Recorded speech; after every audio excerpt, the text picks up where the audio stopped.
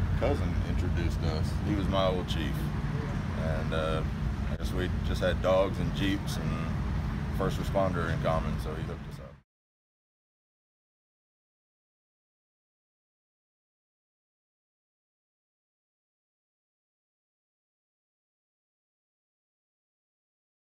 I think it was like the night of the 18th, because we were married on the 21st. We just kind of got to talking just about everything that we lost, but also everything that we were fortunate for, and just how stressful it was planning that first, like the original wedding, and just the amount of money we've already had to spend on just surviving this long without, you know, running the generators and buying water and all that. Just got very expensive very quickly, and we've actually spent more in this week on generators and gas and everything than I spent on our entire wedding. So I just thought, I was like, we can't do it at this point, and we're just gonna have to put it off. And then the next morning we just decided we had enough. Yeah. So he said, you know what, like, Hurricane Michael has already taken so much from us, like we shouldn't let it take this away from us. So I agree. So we decided to do it.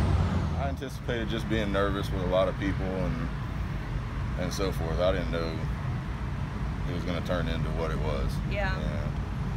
Because there was no plan. It's like everybody obviously got there first. We had no point to meet at. Like all of my bridesmaids, the only bridesmaid that couldn't show up was my sister. She lives in Colorado, but everybody else was able to be there. So they were already down there. Everybody was down there except for my dad and I, and then we walked down. So it was like there was no plan. We had no rehearsal.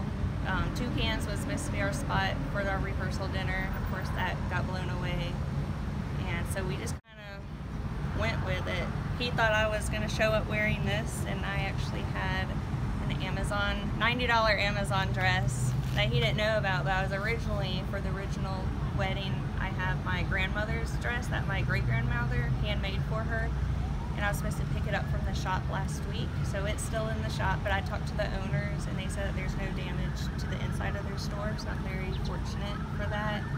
So it was a nice surprise to show up. Like when he turned around, we did like the first look thing, like up there on the, I guess, altar. I don't know what to call that, but and he was very surprised to see me white dress. My cousin did my hair. I did my makeup from what I can remember from the trial, because the girl wasn't here to do my makeup. And it's supposed to be like that. We're just going to kind of sneak down there and do it. And honestly, initially we figured we were just going to give each other a kiss and go back to work. But yeah, I was surprised. We actually squirreled away a day, and that was really cool. Yeah, that was, like I said, and you know, even though all of the destruction down there, but the sands are still white. The sunset, that was probably the longest sunset I've ever seen in my life.